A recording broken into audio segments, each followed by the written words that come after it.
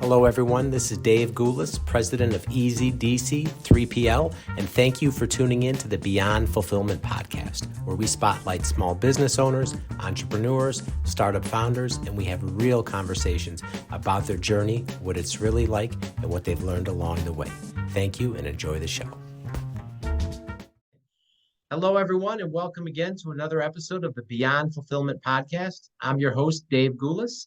And this week, my guest is the founder and the CEO of Zeroe Caviar, Noah Traisman. Welcome, Noah. Thanks, Dave. All right. So Noah, if you could, can you let everyone know what Zeroe Caviar is and how it came to be? Yeah, so Zeroe Caviar is actually a plant-based caviar. We use agar-agar seaweed extract to create a plant-based alternative to traditional caviar. We're able to achieve a very similar aesthetic and flavor profile as the real thing without any animal products. And we do all the production in Denmark, outside of Copenhagen, from our production facility, our lab testing, and our co-packing as well. Ah, okay. Okay. And we connected when I met your people at Expo East. And I think you weren't at the booth or whatever, but it was Mackenzie actually I met.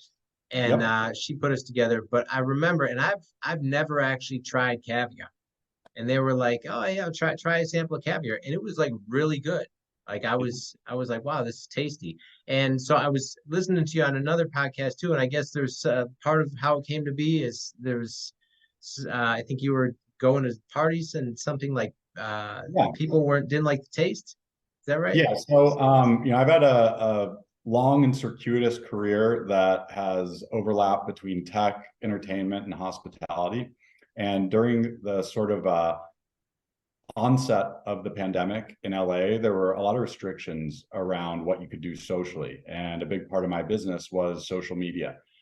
So what I did was I held some, social distancing responsible dinner parties at my home where I'd invite various chefs in my network, ranging from, Aaron May to the Canna Queen, to host these really intimate dinner parties.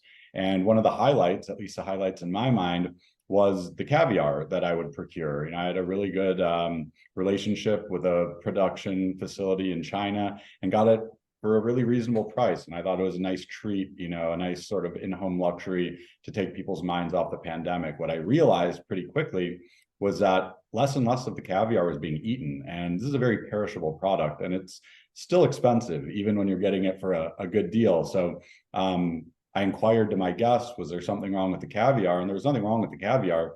It was just the fact that people were becoming more and more conscientious of what they were putting in their body, what they were purchasing. And a lot of people, I think, especially on the heels of the Seaspiracy documentary, What the Health, some of these really informative pieces of, information changed the way that they looked at food. And whether it was a fully plant-based diet, a more responsible, sort of consumer habit, they weren't as interested in caviar as they once were. So I like caviar personally, and I think that it can be a nice treat, on special occasions. But I thought, I wanted to include everybody who is attending these parties in the sort of, centerpiece of the table, if you will. And I reached out to a molecular gastronomist who I met at NOMA in Copenhagen in 2017, and sort of asked him, would this be feasible? If they could make, caviar taste like cacao, or, a duck liver flavored mousse, why couldn't they make a caviar flavored pearl? And, a few short months later, we'd done a couple lab tests, and we had something that I thought was pretty good. Wow. So the catalyst for this business came out of, dinner parties and trying to find a better, more sustainable, better tasting caviar. That's what led to the actual creation of the product. But I actually owned and operated restaurants in New York City and Connecticut for several years prior to the pandemic. And what that led to was ultimately, some insight into the caviar ecosystem and the consumer preferences of even caviar consumers themselves. And what we learned was that the most common complaint about caviar was that it was too fishy and too salty. So I'd always been on the lookout for a milder flavor profile caviar, and it was kind of hard to find. So when this feedback and this opportunity through the dinner parties presented itself, I thought maybe this is what I've been looking for, not a milder, less salty, less fishy caviar, but a plant-based alternative. Okay. And like you said, this is in the middle of the pandemic, right? Where things were crazy and didn't really know what was going on or what was gonna happen. So you have this idea and you have this connection in Denmark.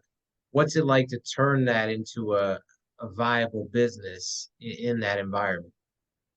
You know, of the many businesses I've started, some of them very viable, some not so much.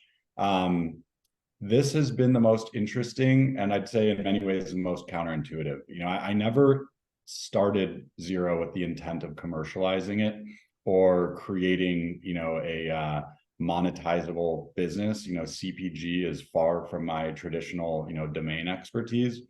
But I think similar to some of my more successful ventures, it's really been letting the voice of the customer dictate the product roadmap. There were some previous iterations that were a different texture, a different color, a different size, a different flavor profile. And while I think I had a generally strong intuition as to what I wanted and what my friends and ultimately customers wanted, it was listening to the feedback of everybody, not just my vegan friends, not just my vegetarian friends, not just my keto friends, and not just my caviar consumer friends, but really listening to everybody's feedback and making sure that we created a product that was maximally inclusive, not only from a price point, but also from a flavor profile, from a product, from an appeal. And I think that's kind of been the benchmark of our success. The fact that Zeroe is not limited to a certain subset of the sort of culinary demographic. It's really something that anybody can enjoy, and we've actually been, I think, really delighted in many ways to see that it is served alongside meat dishes. It is served at non-vegan or non-plant-based establishments, and some of our biggest customers are flexivores, where they'll eat just about anything as long as it meets certain moral, ethical,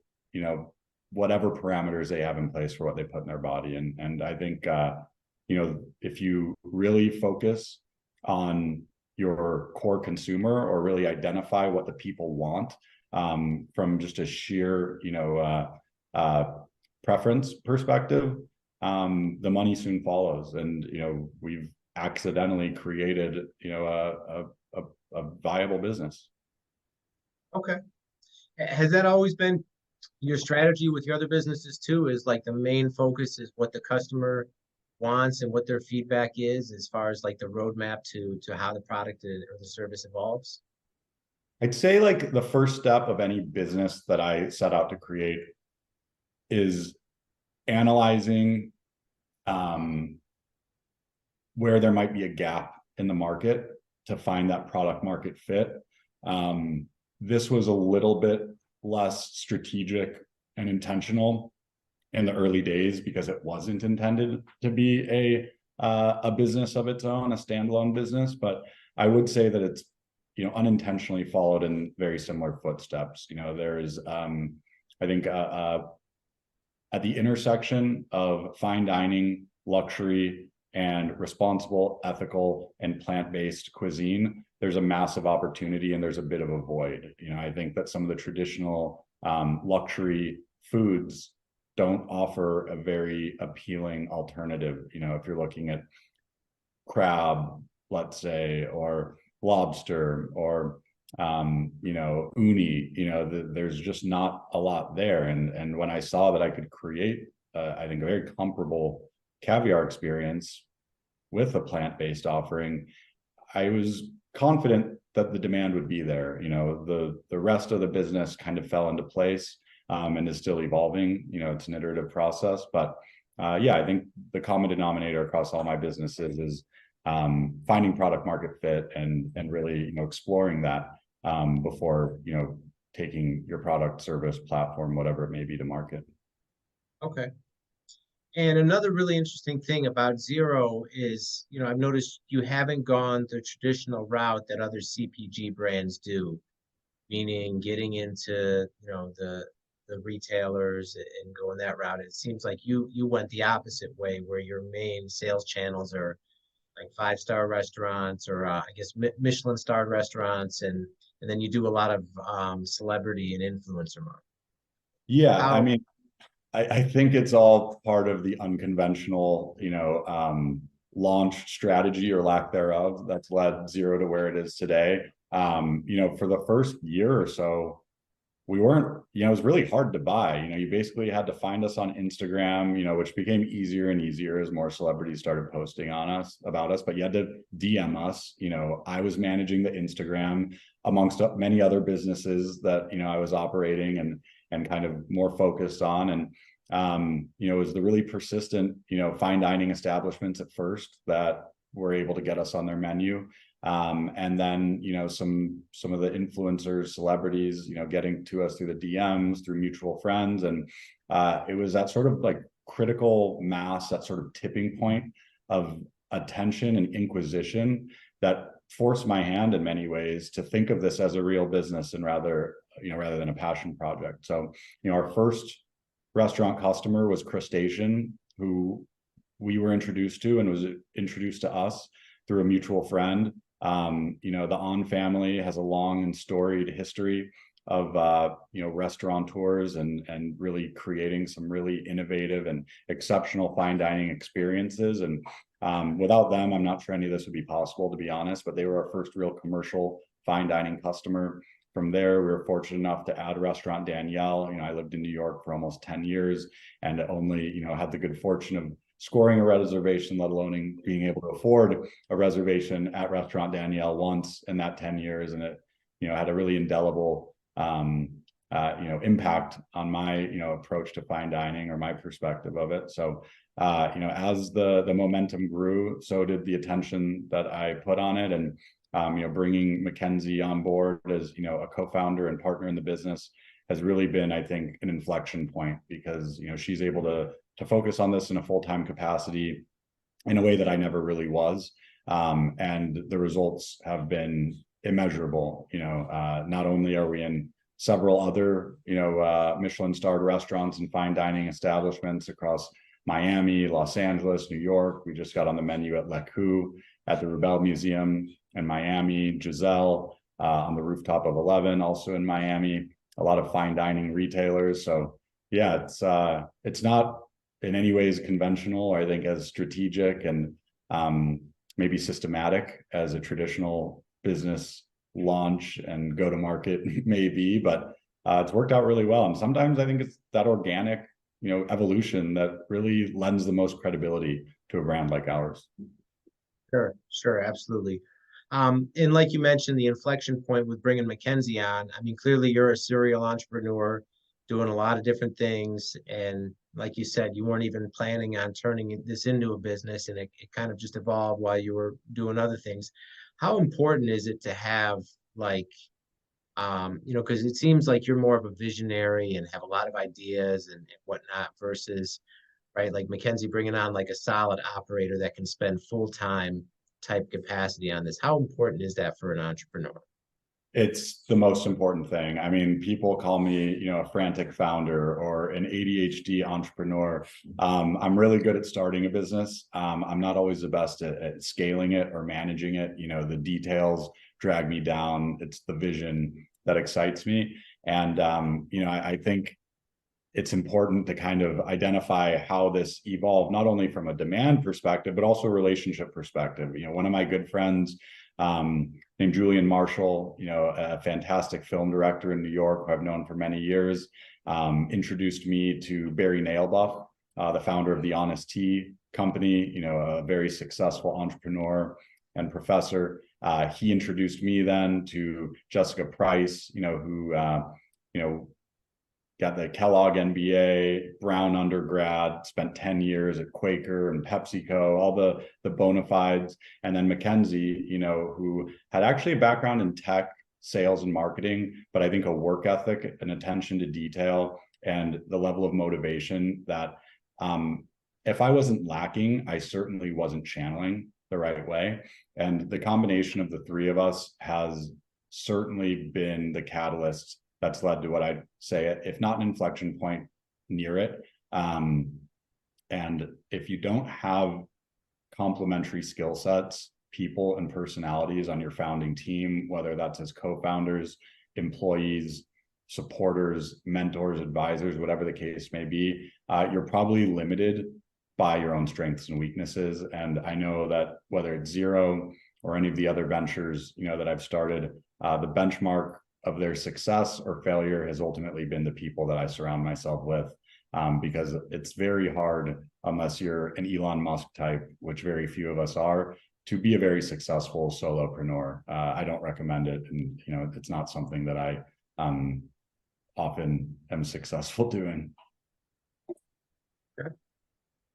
So now you mentioned you got started like in the restaurant business and whatnot. Did you always know you wanted to be an entrepreneur? If you ask my parents, they would say, yeah. I mean, I don't remember there being like a decision or like a seminal moment where I was like, I want to be an entrepreneur. I mean, I was selling tie-dye t-shirts as a 10-year-old and had a pretty lucrative lemonade stand even before that. So I guess, there's always been a part of me that's motivated by, making money and creating a business. I do find it very exciting. It's something I'm passionate about. I think,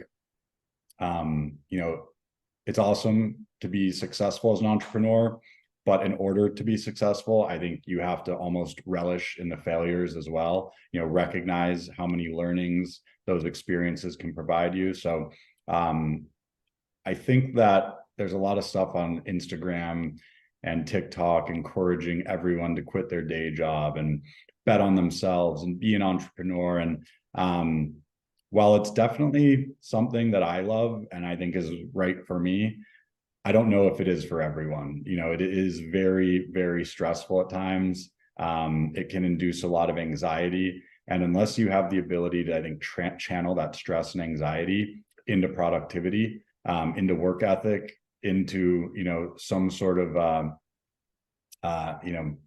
positive motivation, then it can be overwhelming and maybe unhealthy. But for me personally, I don't think there's any other way.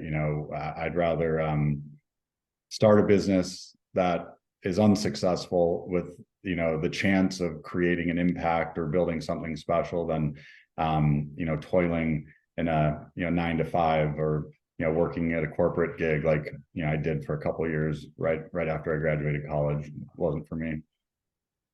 Okay, yeah.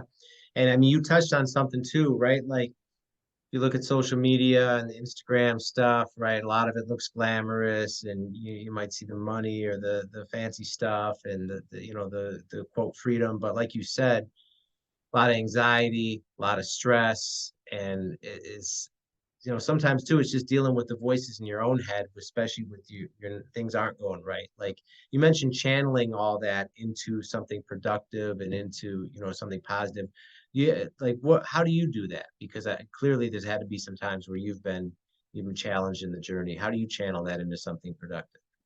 I'm going to be honest, my number one recommendation to anybody who is getting started as an entrepreneur is actually don't quit your day job until you've had a liquidity event or some sort of financial success, some sort of exit that can insulate you from the downside of an unsuccessful venture. I worked in health tech for a very long time, working as an early employee of some health tech startups in the EHR, interoperability, and population health management space. I was very fortunate to be able to start my entrepreneurial journey as more of side hustles or things I worked on in nights at weekends until they became successful, rather than putting all my eggs in that basket. This advice might be counterintuitive to what you read or see from a lot of the luminary founders of the world, but I really believe that it allowed me, to start the restaurants while I was still doing clinical IT consulting. It gave me a cushion. It gave me a bit of a safety net, and it allowed me to pour myself into my passion projects in the entrepreneurial space without as big of a risk of not being able to pay my rent or, keep my lights on.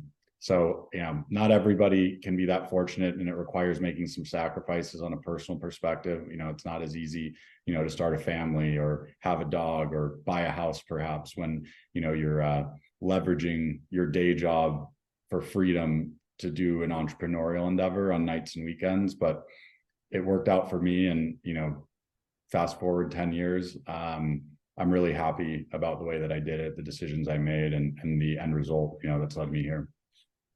Okay. Wow. And so you started restaurants kind of as like as on the side while you were doing IT consulting? Yeah. So I was working in predictive analytics and machine learning as it related to population health management and chronic conditions, mostly diabetic pursuit lists, clients like Mount Sinai, Northwell, United Healthcare. And one of my good friends was interested in dropping out of law school and opening a restaurant in Greenwich, Connecticut. Some of my fondest memories growing up were visiting my family in Chicago and going to these, 20 plus person dinners at dimly lit Italian restaurants. And it's kind of informed my social preference. I've always been a big boozy dinner guy before a nightclub or, party guy. And the opportunity to partner with one of my friends on, creating an experience that I value so much in my own life seemed like something worth doing. And the fact that it was as successful as it was is kind of reminiscent, honestly, of what's happened with Zeroe. It started as a passion project. Our first location in Greenwich was very successful. It led to several others in the West Village of Manhattan, Huntington Village, Long Island, Stamford, Connecticut, and ultimately the Hamptons. And up until the very end, I was still, making trips to the C-suite of some of the biggest hospitals and health systems in New York, helping them achieve interoperability between their EHR, their diagnostics lab, all sorts of crazy stuff that you wouldn't necessarily associate with truffle cream or ravioli or the glitz and glam of a Sag Harbor 160 seat restaurant. Wow. Yeah, and like you see some of these restaurants like that, like the Michelin starred ones, right? And I mean, prime location, right? Very expensive real estate, right? Like you see you wouldn't think that the owner of that is working a full-time gig just to basically make that happen, but yet that's what you did. So I mean, that seems like a testament too to like whatever it takes. In fairness, it wasn't full time. I was fortunate enough to have been a part of some early stage exits, in the health tech space, and then parlay that into a consulting career. So being a consultant, I guess, was an entrepreneurial endeavor of itself, but it did allow me the freedom to delegate and dedicate my time as I determined. So again, the advice I'm giving may not work for everyone, but I would strongly recommend that you give yourself some options, and that you don't commit 100% necessarily to your entrepreneurial endeavor until you've seen a little bit of traction, because a failed business venture is not the end of the world, but it can be really harmful if you don't have a backup plan or you don't have a contingency. It works for some people, but for me, I think the peace of mind and the stability of at least having something lined up in case your plan A fails is a valuable mechanism to maintain your mental health throughout all the highs and lows of entrepreneurship.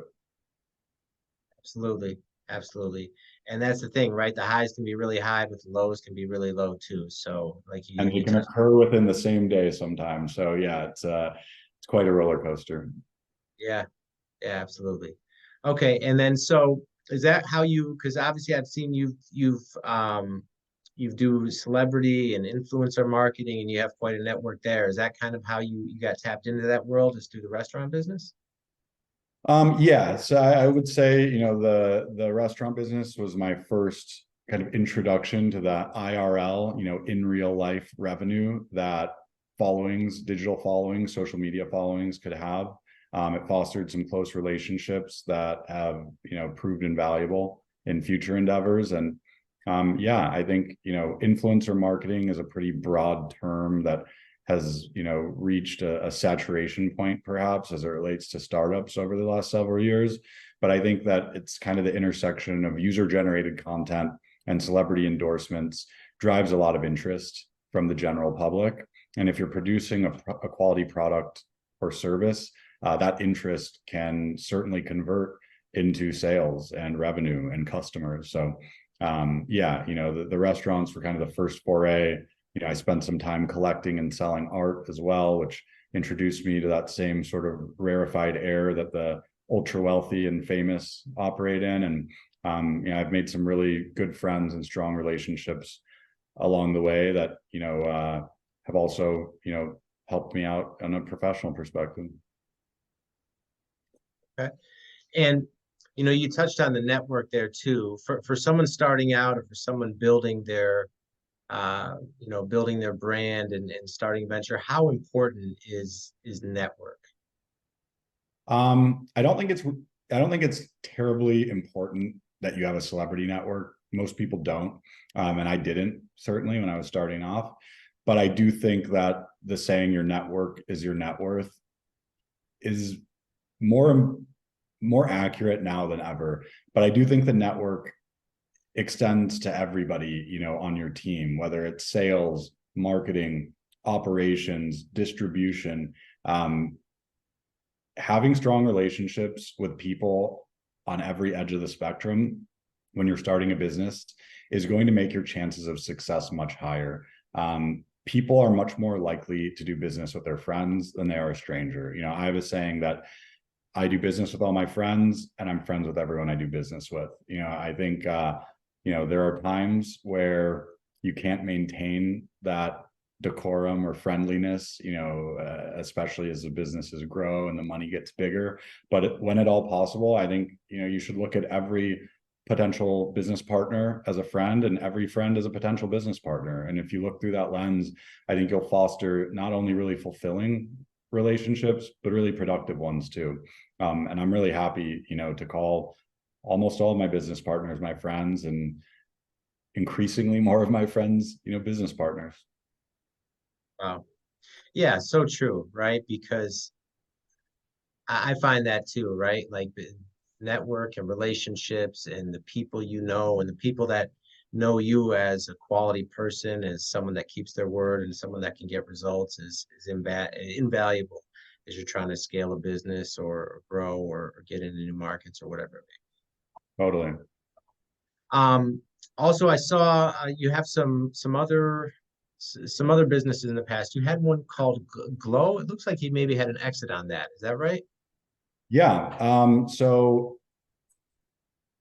take it from the restaurant. So I sold my restaurants in 2018, most of them at least, to the butcher's daughter, and was doing some health tech stuff, kind of thinking what I was going to do next. How do I leverage my skill and experience as a technologist with this newfound network of celebrities and influencers? The first venture was called Green Ring. It was the first payment processing mechanism that allowed celebrities to allow celebrities to allow their followers to subscribe to their close friend list on Instagram. We had meteoric success right off of the bat, maybe too much success. And within a couple months of us launching, Instagram announced that they were going to be releasing a native feature that allowed celebrities and influencers to charge a subscription to be added to their close friend list. This was a bit of a gut punch. Even though it took them 3 years to actually release the feature set, it capped our growth potential, made it somewhat uninvestable from a VC perspective, but it did help me earn some credibility, I think, amongst the influencer and celebrity community. This was in the middle of the pandemic where the social media landscape was rapidly changing. And I think a lot of influencers were looking for management with a more established business acumen than some of the former realtors and nightclub promoters that they'd been employing historically. I parlayed that success with Green Ring, into a successful social media management firm. And amongst all my clients, the hottest topic by far was another paywall platform. And this one was called OnlyFans. OnlyFans was, of course, a very stigmatized platform, kind of defined by its corny and porny fixation on adult content. And so what I did was partner with two other guys to create a platform, well, a company called Glow Up Digital with our flagship platform, Dream.me.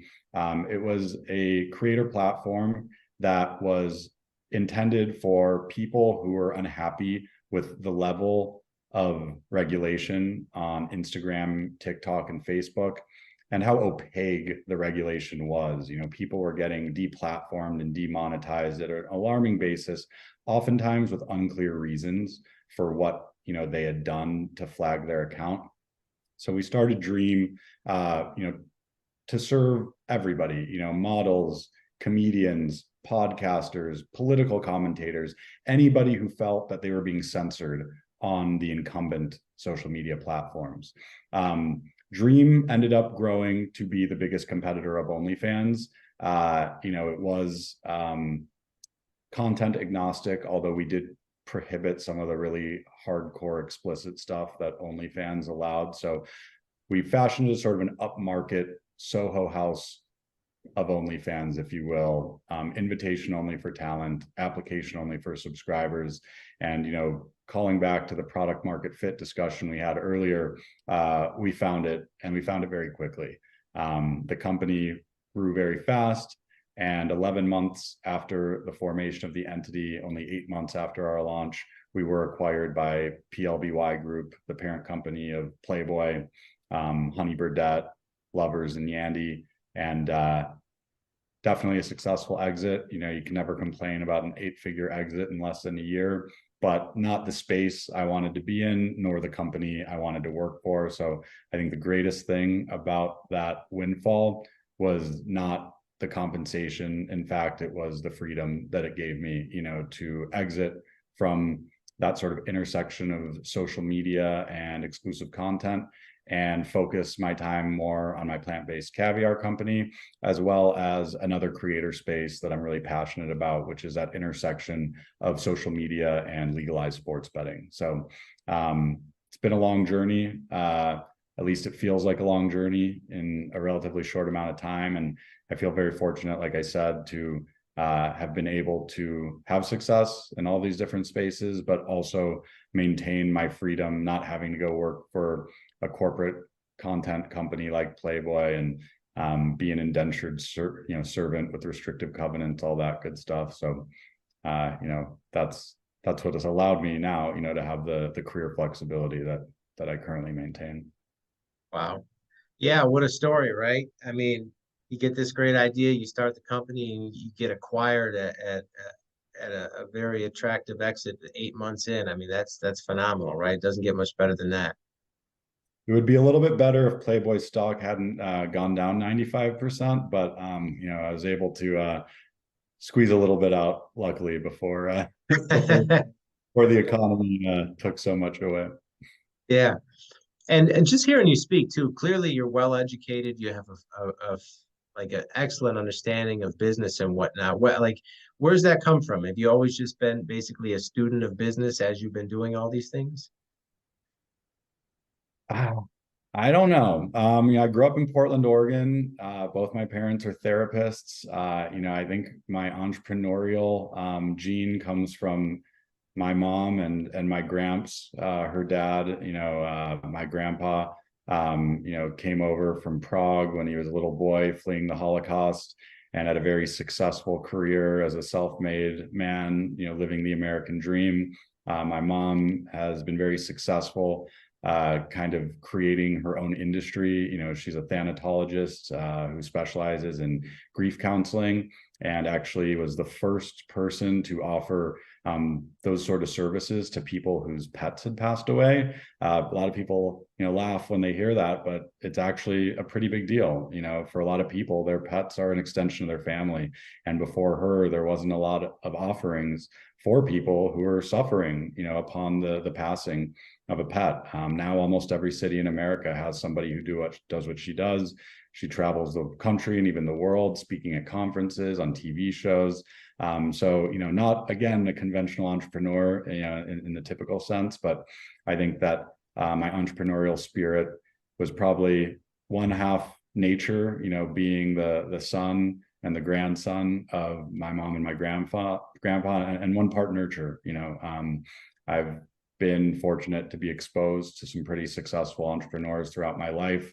Again, I don't remember that seminal moment where something ticked and I said, that's what I want to do. But, one of the blessings and the curses of ADD, which I am self-diagnosing myself with, is that it's really hard to focus on things you're not interested in, and it's really easy to focus on things that you are interested in. So when I've found things throughout my life that pique my interest and pique my passion, it's very hard to get in the way of me and my vision, or my aspirations. And for better or worse, that's led me down a lot of paths over the course of my life and the course of my career. But yeah, a lot of people do ask me, how does a son of two hippies from Portland, Oregon end up in the places I've been? And the honest answer is I'm not entirely sure still. Well, like you said, that's so important too. The point of, like, everyone learns differently, and whether it's ADHD or any one of a number of different things, right? People don't always learn the same way. So sometimes maybe people aren't great students, but they have an interest or a passion or a knack for something, and they just learn differently. And that's a testament to its, if you can focus on what you're interested in and provide value and parlay that into, helping others, sky's the limit. I agree 100%. Another interesting thing I saw on your profile, and this has got to be probably one of the cool parts of doing what you've done and some successful exits. So you are part owner of the Brooklyn Aces pickleball team. That I am. And my birthday is actually tomorrow, and one of the first presents I received, my laptop sitting on top of. It's a very fancy pickleball paddle holder. When I sold my company in October of 2021, at the time, one of the best parts of it was that it was a tax-exempt reorganization, an all-stock deal. I had a short window where I could relocate to a city or state where the taxes wouldn't be as punitive as they were in LA, where I was based at the time. And I packed up the car and drove 18 hours nonstop to Austin, Texas. Took a nap after 18 hours, did the next 4 with a little bit more rest. But when I moved to Austin, one of the first things that I picked up was pickleball. I am obsessed. I'm addicted. I can't play one game. I was playing, if you look at my Instagram, I don't post a lot, but what it mostly is playing pickleball, as I was, till about 10:30 last night. I love the sport. I, grew up playing ping pong with my dad in the basement almost every night, very competitively. And pickleball, I think, takes some of the best parts of both ping pong and tennis and merges them into one really accessible and exciting sport, fast paced, fun. And yeah, I was traveling, after the exit. I took a little bit of time to travel for the first time in many years, partially due to work, partially due to the pandemic. And one of the new fast friends that I made in Austin was my friend Darius, who I was traveling through Europe with. And all I could talk about was this Major League Pickleball League. And the founder, Steve Kuhn, was in our pickleball league in Austin, the one that Darius hosted at his office in Millbrook Estate. And I was relentless in telling him that I knew he would probably get an opportunity to buy into a team, and that I wanted an opportunity to buy into a team. And 6 months after that fateful trip, I got, one of the most exciting calls of my career, believe it or not, which was Darius telling me, that we've been approved to join the ownership group of not just any team, but the Brooklyn Aces, the best pickleball team by any measurement. The co-ownership's pretty damn cool. You know, we have Drake, the rapper, we have Michael B. Jordan, one of my favorite actors, Steve Stout, a luminary businessman, Kevin Durant. I'm a Portland Trailblazers fan, so you know, Kevin's great, but you know, I would have rather had Damian Lillard, I guess. Rich Kleiman, another, you know, luminary, you know, tech and entertainment executive. So, you know, I'd be lying if I said I have a major hand in day-to-day operations and ownership of the Brooklyn Aces, but it is really fun to be such, you know, a integral part of such a fast-growing sport, such an exciting team, such a small, intimate ownership group relative to the other franchises. And I think at this point in my career, I can say that, you know, based on the markups that we're seeing on the value of each of these teams, this may be the best investment I've ever made. Second, probably only to, you know, Bitcoin, you know, back in 2014. So I love pickleball. I love being a part of the sport, and I'm super excited to see it continue to gain traction, not only in America, but across the globe. Wow, yeah, that's a cool story too, especially because it's like it came out of such a passion for just the sport, loving to play and wanting to play every day, and then you know it turned into such a cool opportunity where premier team and a lot of celebrities and great investment. I love it, man. Yeah, and anybody who hasn't played pickleball, I challenge you to play one time, because the first day I picked up a paddle, the first game I played, I was on the court for 4.5 hours, played nearly 15 games. It's really, I call it the backgammon of paddle sports. Very easy to learn, very hard to master. And backgammon's probably my second favorite pastime. So, you know, it's kind of a match made in heaven, and evidently not just for me, because, you know, if you look at the numbers, I don't think we've ever seen a sport grow in popularity, not only, you know, from people playing, but also people watching. You know, there was a data point that was really encouraging last year during the NHL and NBA playoffs. There was a pickleball match nationally televised, a hockey playoff game, an NBA playoff game, and the pickleball match outperformed all of them in ratings and viewership. Now, the caveat is that, you know, Andre Agassi, John McEnroe, you know, some legendary tennis players were playing in that match. But again, you know, I think it's still indicative of the phenomenon, you know, kind of unprecedented in the world of sports and entertainment that pickleball, you know, has captured. This is truly lightning in a bottle, and I think it's here to stay. Wow. Yeah, yeah. I mean, like you said, the success and how quick it's grown, and the interest, and then the celebrities get involved. All that makes for success. For sure, I agree. So you've had this successful career as an entrepreneur. You've had some exits. You know, you're growing a new company. What are you most excited about coming up in this next year?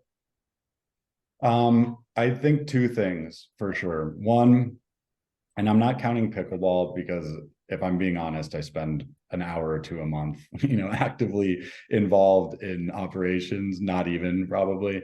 I'm much more of a enthusiastic owner than an, you know, operational owner. I'm really excited about Zeroe. Expo East was an immeasurable success. The validation, I think, by seeing not only, you know, fine dining and Michelin starred and celebrity customers enjoying our product, but seeing such a diverse array of people and personalities, not only understanding and appreciating, but really embracing the product and showing such authentic engagement and interest, reinforced my conviction that this is something that can be appealing to more than just a niche, the way that traditional caviar is. We also have a lot of exciting plans and partnerships. Mackenzie and Jess are really on top of things. We've been learning so much from Jess and her network, you know, Barry Nailbuff, Spike Mendelson, Aaron May, who's been a supporter since literally day one. and I don't want to jinx anything, but I think after 2 years of kind of toiling in relative obscurity, maybe not giving the company the attention and resources it deserved, 2024 is going to be the year of Zeroe. I think you're going to see it at a lot more restaurants, on a lot more menus, and really available to purchase at a lot more places. So I'm excited to see how that goes. And then I think, my other company, winnable.com, monetizing the sort of intersection of sports betting and social media. I played sports all through high school. I am a very passionate sports fan outside of just pickleball. I love football. I love the NBA. I love collegiate athletics. And I think that the ability to now legally wager on those games, whether it's peer-to-peer in a friendly way or against the sports book, has created a lot of opportunities for entrepreneurship in the creator space. I've had most of my success making and managing creator economies. And I think the next big one is this intersection of sports betting and social media. And with the platform that myself and my co-founders, some brilliant Stanford University computer science and AI engineers have built over the past year, we're unlocking the opportunity for these sports betting influencers to finally monetize their extremely large, engaged, and valuable audiences, whether through affiliate deals or subscription-based sales. These are guys and girls who are extremely passionate, extremely knowledgeable, and very hardworking. And now that there's a way for them to monetize everything that they've built over the past few years, I'm excited, to play an active role in unleashing that earning potential. I think that creators are not given the respect oftentimes they deserve or the resources that they should command. And I don't think there's been an industry since cannabis in 2014 that has been as lucrative and generated so much cash and jobs and opportunity as sports betting does. And I'm really excited to bring those resources to this growing creator class and seeing what exciting stuff they do with it. Okay. And then is that's scheduled to launch next year? So we launched MVP last year, actually. It was very successful. And that MVP allowed us to raise some money from a very strategic group of investors, mostly unicorn founders or co-founders, people who I really trust and respect and whose presence on our cap table conveys a lot of credibility. People who, if they're watching, I will certainly be sending them a pitch deck for Zeroe pretty soon here. And using that bit of funding that we raised last year, we created an alpha, a more intentional feature set driven platform dedicated to the sports betting influencer. And it's currently in a sort of closed beta environment, application only. We've got about 50 creators on there, about 17,000 active user counts and hundreds of thousands of unique site visits per day. And, similar to Zeroe, I'm probably more of the visionary, the founder with, the sales skills and the marketing and the partnerships and the enthusiasm. But it's really my co-founders, Teddy Youngrice and Brandon Garcia, Forbes 30 under 30, sold his company Mira AI for 8 figures before AI was even cool. They're the ones who deserve a lot of the credit here because the idea is not even half the battle, it's the execution. And they've really executed over the past year. It's been a tough landscape to navigate from a regulatory perspective, a tough product to build from a technical perspective. And I'm really grateful, to be surrounded by such brilliant engineers and product guys, to help take it to where it is, and to also, to allow me to divide my time, between Zeroe and Winnable, which is a luxury very few founders have. Yeah. And I mean, that's so important too. And clearly you have phenomenal people skills to have all these relationships and to be able to connect with the right people that can. You caught me on a good day, but I'm always a work in progress. I can be Dr. Jekyll and Mr. Hyde sometimes, at least so I've been told. But I definitely think I turn 36 tomorrow. Hopefully, a little maturity has come with that age and experience, and I definitely do my best, to surround myself with the right people, in my personal life and professionally. Excellent. Excellent. Okay. And if people want to get a hold of you or connect with you, what's the best way to do that? Yeah. Best way, text me if you have my number. If you don't, it's Noah, like Noah's Ark, NOAH, at zerocaviar.com. That's ZEROE caviar.com. You can also follow us on Instagram at zerocaviar.com. Oh, what? No, at Zeroe Caviar, no.com for Instagram. Same thing on TikTok. If you DM us on Instagram, Mackenzie or I or Jess or somebody on the team will likely get your message and forward it along. But feel free to send me an email. Maybe put the name of the podcast in the subject so I know to get to it quickly. But we love to hear from our customers. We love to hear from our distributors. We love to hear from our retailers and restaurants and people who would like to become one. So please reach out. I would love to hear from you. Okay, excellent. All right, well, that's all the time we have this week. Thanks everyone for watching. Again, with Noah Traisman of Zeroe Caviar, and we will see you next time. Thank you. Thanks, Dave. Appreciate it. Hello again, Dave Goulas here. Thank you for tuning in to the Beyond Fulfillment podcast. If you like what you heard on today's episode and you got value from it, please click the link below to subscribe so you'll be notified of future episodes when they drop. If you would like to be a guest on a future show, you can also click the link below, or you can email us at info@beyondfulfillmentpodcast.com. That's info@beyondfulfillmentpodcast.com. Thanks again for tuning in, and we'll see you next time.